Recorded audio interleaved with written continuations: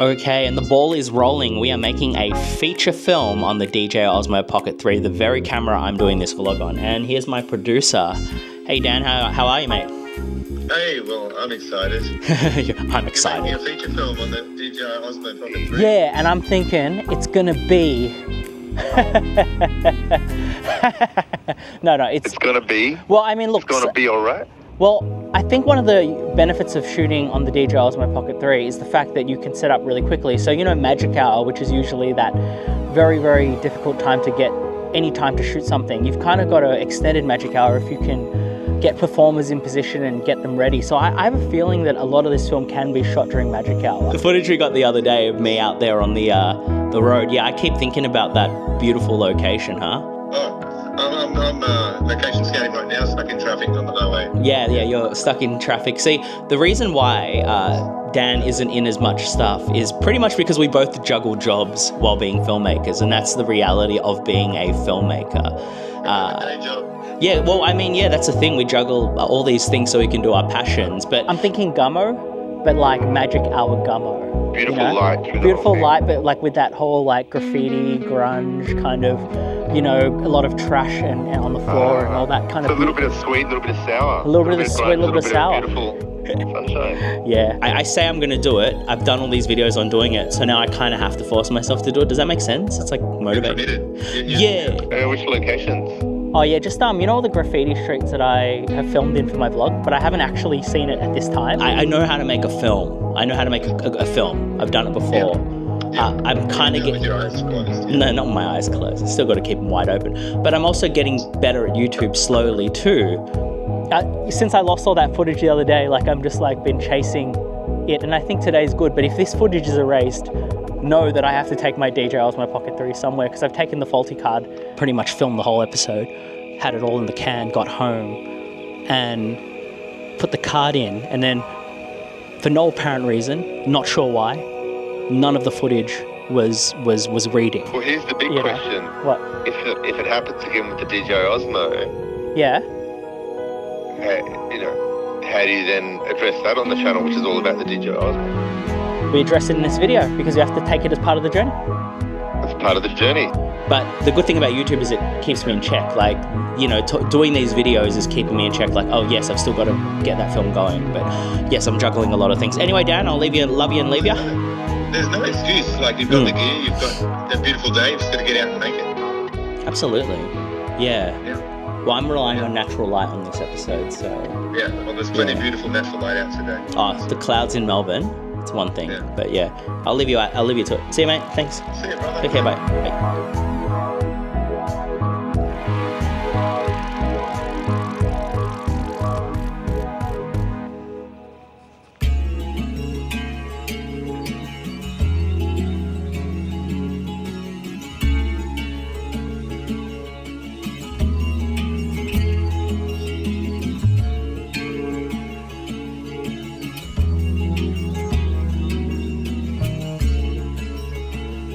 So making this film has been eye-opening for me, because one thing I've learned being out there is I am passionate about filmmaking. Like, I want to make this film really badly. And while I will make this feature film on the DJI Osmo Pocket 3, I'm also learning to be kinder to myself, because this is a marathon. The turnaround time to make a video is roughly 1 week, whereas making a film can literally take over a year. In fact, my longest film took me 5 years to make, and eventually it did play at really respected film festivals, which I'm very proud of, but it took a 5-year journey to get there, and then a year of rejections on the festival circuit to actually get the festivals I wanted. So it is a journey. So being kinder to myself is something I'm going to focus on going forward, because yeah, my work schedule plus the videos I'm making, I can only do maybe one every 7 days, maybe one every 10 days at this point. And for those that are expecting 2 to 3 videos like I was doing previously when I had that goal to make 50 cinematic vlogs by the end of 2024, well, I'm in a different place right now, and I really do wish I could do that much. But right now, I have to be kinder to myself and pull back a bit, because I also need to find the space to start writing this film. And YouTube and cinema are different. Like with YouTube, right now I am literally talking to you about how I'm feeling about making this film, the gear that I'm using, my passions, and that really comes very naturally, because really at the end of the day, what you're doing is just looking inwards, and then what's on the tip of your tongue is already coming out. I half write my scripts, for example. Like, I've written my dot points, but I'm actually just being free flow and being genuine and honest. But with filmmaking, you're kind of a poet with a pen. And that pen is a sword. And that pen really needs to be razor sharp if you want to make commentary and dialogue about society. Because that's why there are a lot of films out there that just don't stick or don't hit. And it's not because the filmmaker doesn't have the ability to write those things, but I think what separates the really good films and the films that just fall away are the context of the film. The filmmakers that put their heart and their soul, their depth into it, they dig very deep, they reach into the depth of their guts, and they move that around and pull something out. The same with good acting. It comes from in here, and that can hurt sometimes, and I think that does take time. And with good writing and good cinema, it can take time. Now, having something to say is really important, and we are living in a time which there are so many things in the world that I can't even fathom the pain that exists in this world, and there's almost too much of it because on my feed I'm scrolling and seeing all these different things, but what do I want to say about these things? And do I want to engage with those things? Because I'm also in a happier place than I was 5 years ago when I was making my rage-fueled adolescent-style films about being an angry young person in Australian society. I'm in a different place. I'm really happy right now with my life, and I actually love doing YouTube. But I also know when I want to make a film, it's got to have that sharp point. It's got to have something to say. And call it existential, and maybe this is a privileged problem to have, but I just haven't been sad enough to write the way I would normally write.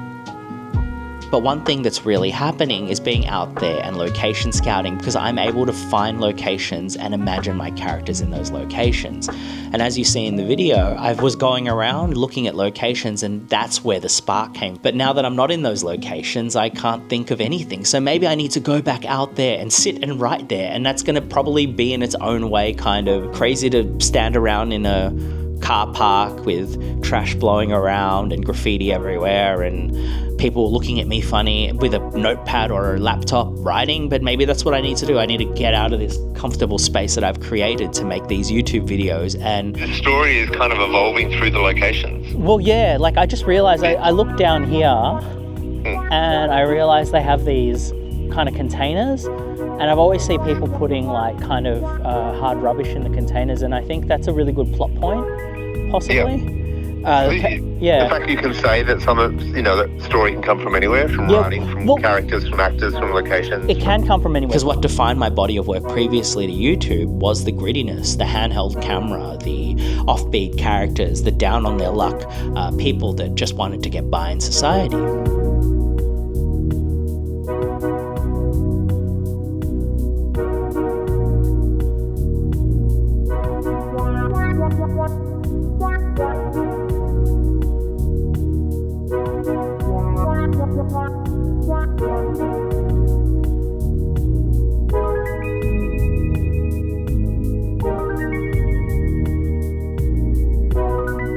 You need people to make films, but now I'm doing things solo and all alone. So you can't do it alone like you do on YouTube. You can do YouTube solo, but out there when you're making a film, you do need hands. Even if it's a small crew, you do need a small dedicated team at the very least to help you finish the film and fulfill that vision. And when I got out there, I was having visions, but I also didn't see myself in those visions, and I saw actors and I saw people and I saw fully fleshed out characters. You can't do it alone. And that's where I'm at. I'm going to have to reconnect with people. I've been solo for quite a while now, and I'm in a different place. So I got to get that confident writing down. I got to get these locations. I got to get all these moving bits together to help make this feature film on the DJI Osmo Pocket 3. And yeah, infant, baby steps once again. Just like when I started YouTube, I feel like starting a film is not with my eyes closed, as Dan so comfortably put it. Maybe that was me back in the day, but not right now. And so, yeah. And for all the people who have been with me since day one, and the new followers and new people that have also just tuned in to see me as I make a feature film on the DJI Osmo Pocket 3, well, that's the journey. That's what I'm doing right now, and I really do appreciate it. So thank you so much for being here, and I'll see you on the next one.